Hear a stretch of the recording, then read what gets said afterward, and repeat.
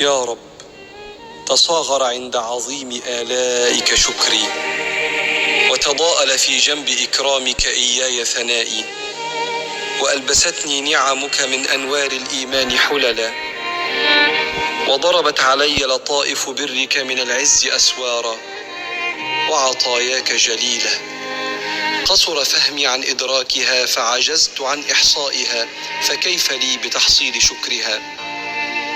وشكري إياك يا رب يفتقر إلى حيائي منك، فاعف عني. اللهم كما غذيتنا بلطفك وربيتنا بصنعتك، فتمم علينا سوابغ النعم وادفع عنا مكاره النقم. فلك الحمد يا رب حمدا يوافق رضاءك ويستجلب العظيم من برك. صباح الفل والهنا والسعادة على عيونكم. النهاردة قمت كده الصبح قلت ان انا لازم اروح اجيب شوية سمك من سوق السمك.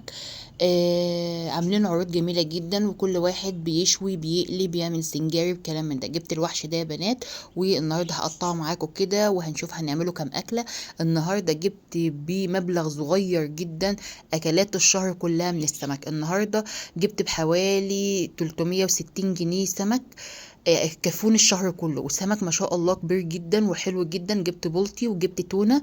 ويا بنات هقول لكم ازاي هنضف معاكم السمك بطريقه بسيطه خالص، وازاي هخليكي تنضفي اكبر كميه من السمك في وقت قليل جدا. بس قبل ما نبدا في الفيديو بتاعنا، حطي اشتراك للقناه، واعملي اشتراك للقناه وفعلي زر الجرس عشان يوصلك كل جديد، واعملي تعليق كده حلو زيك.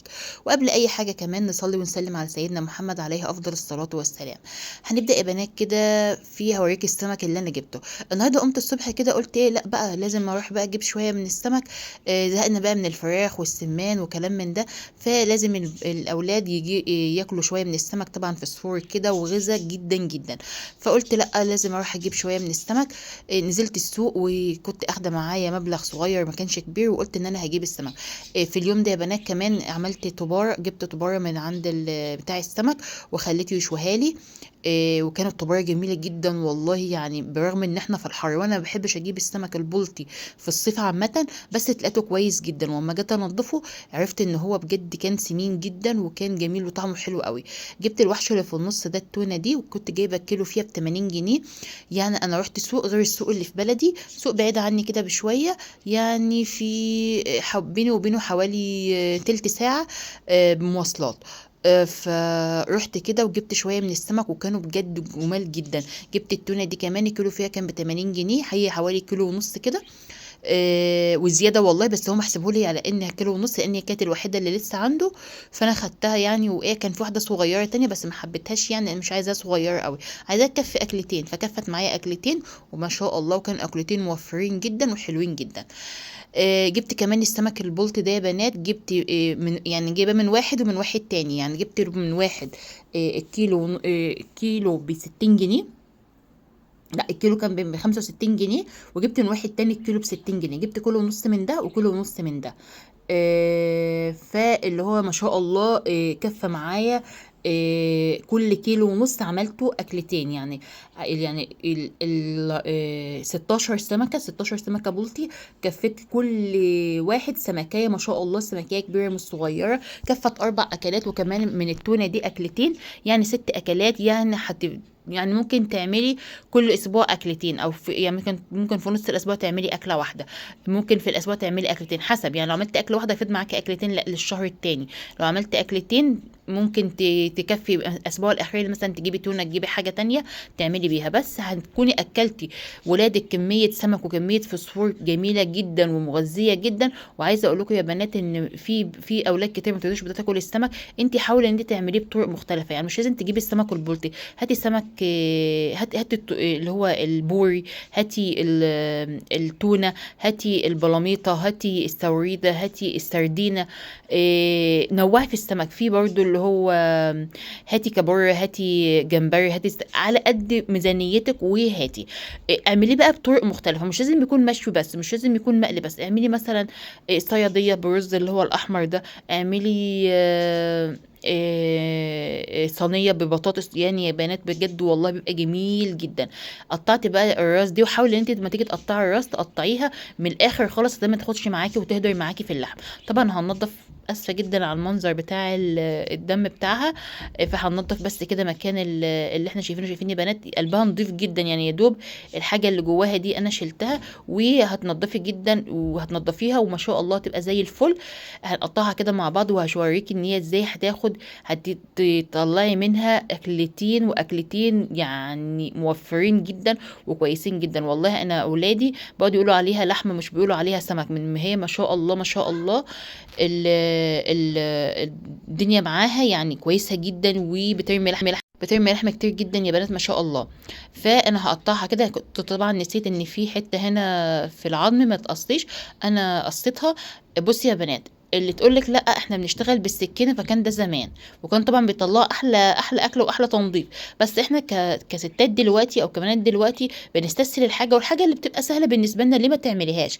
يعني مثلا المقص بيسهل علينا الدنيا، ليه نشتغل بالسكينه؟ وفي موجود حاجه تانية تسهل علينا الدنيا زي الاسبونشه اللي احنا بنجيبها، زي المقشره القشاره بتاعه البطاطس.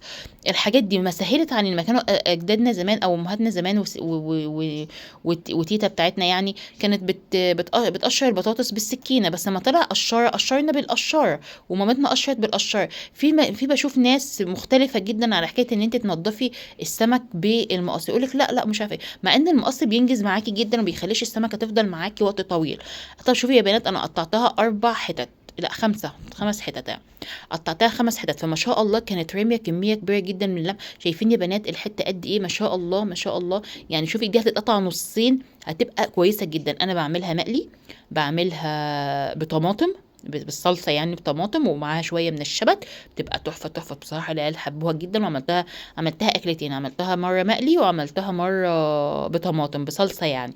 ممكن بقى تعمليها بصينيه ببطاطس، ممكن تعمليها بمرته بتلفيها بخيط كده وما تفتحهاش يعني ما تقسمهاش بالنص، وتلفيها بخيط وتحطي تحشيها مرتق. بجد يا بنات بتبقى تحفه، بس طبعا ليها نظام في الطبيخ، نظام معين. يعني كل ما تسيبيها تجمد، يعني كل ما تسيبيها على النار وتوطي عليها النار وتسيبيها اللي هي اللي بمرتة دي، عايزه اقول لك ان هي بجد بتبقى تحفه. لو دقتيها مش هتبطلي ان انت تاكليها.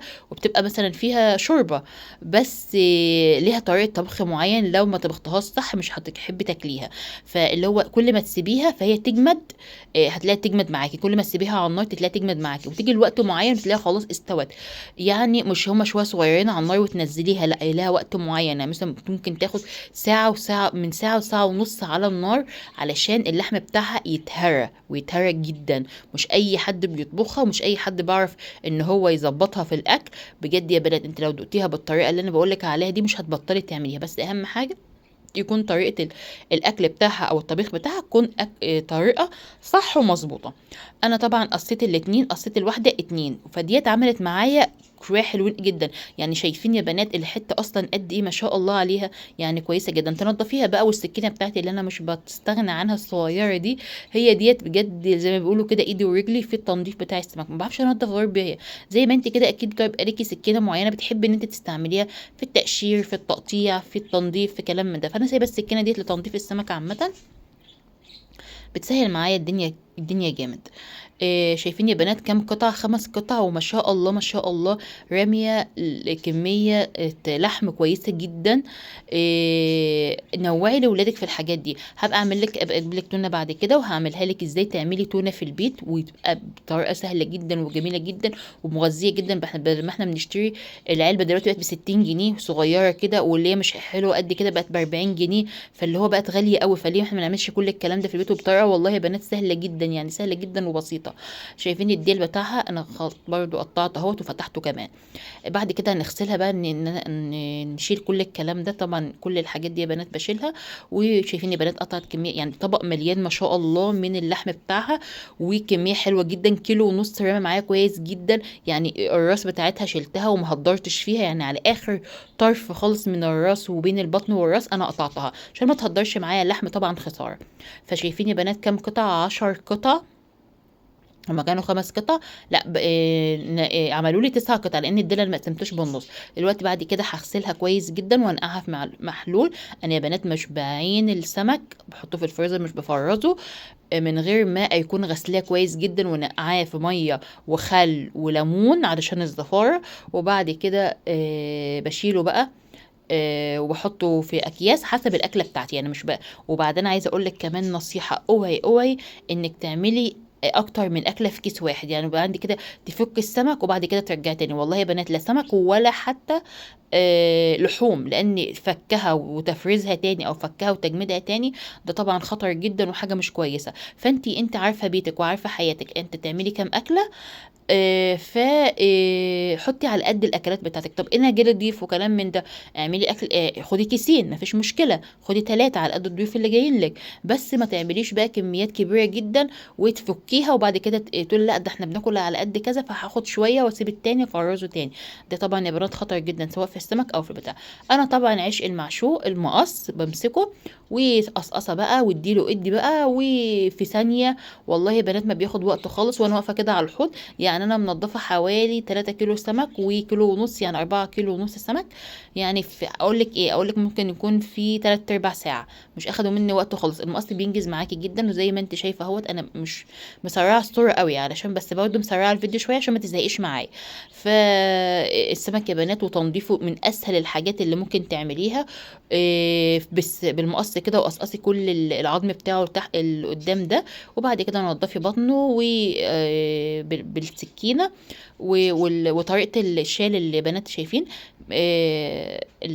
الراس بتاعته تشيليها بالشكل دوت شويه. ممكن تشيليها من الناحيه دي، ممكن تشيليها تفتحي بقها كده وتقصيها بالمقص، بتبقى سهله جدا. فتحتي بطنها وبعمل شويه هعمل شويه من السمك كده قدامك، هقصقص العظم بتاعه بالمقص كده. وبعد كده هنضف برضو سمكتين 3 كده قدامك عشان تعرفي انا بنضفها ازاي، بتطلع معاكي فل بجد.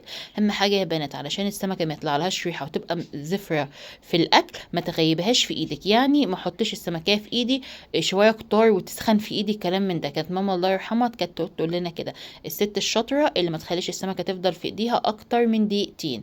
يعني تنظيف وتقصقصه بسرعه جدا يا بنات. لان انت لو اتعودتي بجد، لو اتعودتي ان انت تنضفي السمك في البيت هتنضفي. طبعا مش كل الوقت بيكون الواحد عنده وقت ان هو يدي للراجل اللي هو ينضف له السمك والكلام من ده. والله بينضفوا برضو عندنا في السوق تنظيف كويس جدا وكويس يعني حلو قوي. بس ساعات بكون مستعجله ان انا اروح البيت، يعني اجيب طلباتي بسرعه واروح. طبعا هو بياخد وقت عبال ما ينضف السمك، لان ما بكونش انا لوحدي، بيبقى في قبليه ناس ومستعجلين برضو. فاللي هو بيبقى عندي دروس بقى الاولاد وكلام من ده، وطبعا دخلت المدارس وكده، فبتبقى عايزه ترجعي البيت قبل ولادك ما يرجعوا من المدرسه، علشان طبعا لو عايزين يتغدوا او كلام من ده، او كمان انت تخلصي شغل بيتك وحاجتك ومتبقيش فاضيه. يعني يا دوب انا يعني ممكن اشتري الطبار الاول واخليه يشويها لي بسرعه جدا الاول. وساعات والله باخدها شويه في البيت، عندي فرن غاز بشوي فيه. طبعا بره البيت في البرندة عندي بره، فما بشويش جوه الشقه بصراحه يا بنات، بيقلب ريحه الشقه وانا مش بحب كده خالص. فاللي هو مهما فتحتي ومهما عملتي تحسي ان هو لازق على الحيطان، لازق على الستاير، لازق على كل حاجه. فزي ما انت شايفه كده انا قطعت البتاع، عملت من كميه السمك دي 360 جنيه، عملت منهم 6 اكلات من السمك كفوني الشهر كله بميزانيه بسيطه جدا. هقول لك تعملي اما اجي اعمل السمك بقى هقول لك انا عملت ايه. ممكن تعملي صينيه بطاطس، ممكن تعملي بصلصه بس من غير بطاطس، ممكن تعمليه صياديه اللي هو الرز الاحمر ده، ممكن تعمليه مقلي، ممكن تعمليه مشوي، ممكن تعمليه سنجاري، ممكن تعمليه حاجات كتير جدا يا بنات. يعني السمك في انواع كتير جدا وحاجات كتير جدا ممكن تعمليها. نوعي لاولادك وظبطي الدنيا، مش لازم كله يكون بلطي، مش لازم كله يكون بوري لو هما بيحبوش. نوعي في الاكلات، ودايما لما تيجي تتبلي السمك لازم تخلي السمكايه تبقى طازه كده، وما تجيبهاش الا طازه. وتعرفيها طازه ازاي يا بنات؟ بيكون عينيها بتلمع كويس جدا، وبتكون فريش كده، وتحس ان هي الريش اللي عليها بيلمع برضو. وما تيجي تمسكيه مش بيطلع بايدك في ايدك بسهوله، يعني مش بيطلع في ايدك كده بسهوله، لا جامد على السمكايه. تمسكي بطنها تحس ان بطنها جامده مش بطنها طريه، لان لو بطنها طريه بتبقى طبعا بايظه او مركونه بقالها شويه. فانتي اهم حاجه في الموضوع ده ان تكوني جايبه السمك طازه جدا. تمسكي السمكايه كده وتبقى عارفه ان هي طازه في ايدك كده، جامده وماسكه نفسها، ما تكونش متلجه يا بنات. السمك ده مش بيجي متلج يا بنات، احنا عندنا مزارع وكلام من دوت اللي هو احنا سمكتنا بيجي طازه، خصوصا البلطي والبوري وكلام من ده بيجي طازه مش بيجي متجمد. ممكن السردين السردينه لان هي من البحر الاحمر بعيده عننا، والبلاميطه والسوريده والكلام من ده كله بيجي طبعا متجمد، وده بقى احنا بنبقى عارفينه. بس طبعا المتجمده مرتين ثلاثة بتبقى عارفاها، بتبقي انت عارفة البلاميطة والسوريدة والسردينة لو متجمدة كذا مرة، مفكوكة ومتجمدة كذا مرة بتبقى عارفاها، بيبقى لونها باهت. خراشيمها بتبقى بيضة، مش حمرا قوي، وبتبقى شكلها مش تمام خالص، مش طازة، بتبقى معروفة والله يا بنات. وكمان بتبقى معروفة من ريحتها. فانتي مش عيب خالص انك تمسكي السمكية وتشوفي انت هتشتري ايه عشان محدش يضحك عليكي. النهارده كان فيديو عن السمك، فوسفور بقى يا بنات وغذا جدا. حاولي تحببي ولادك في السمك من هم صغيرين. انا لازم من هم ولادي وهم صغيرين خالص كنت باكلهم سمك علشان يطلعوا يحبوا السمك. عندي ابني بيحب السمك المشوي جدا، عندي بناتي لا مش بيحبوه مشوي قد كده، بس بياكلوا لو طبارة يعني بوري كده بياكلوه تمام. وبرده السمك لما بيكون كبير وحلو بياكلوه برده في المشوي. في عندنا سمك اخضر كده صغنون خالص، بيبقى البطروخ بتاعه اكبر منه عامه، يعني بيبقى طعمه جميل جدا، طعمه بيبقى تحفه، بس طبعا تجيبي الاصل منه. يا رب يكون النهارده افدتكم بالفيديو بتاعي عن السمك، مش كل مره هجيب لكم فيديو عن الفراخ واللحوم وازاي تعملي ميزانيه للسمك زي ميزانيه الفراخ بالظبط. طبعا العيال بيزهقوا وان هم كل يوم فراخ وكلام من ده، لا اعملي مره سمك ومره فراخ علشان ما يزهقوش بكلام من ده. هخلص بقى الكميه دي كلها، ويا رب اكون افدتكم بالفيديو، والسلام عليكم.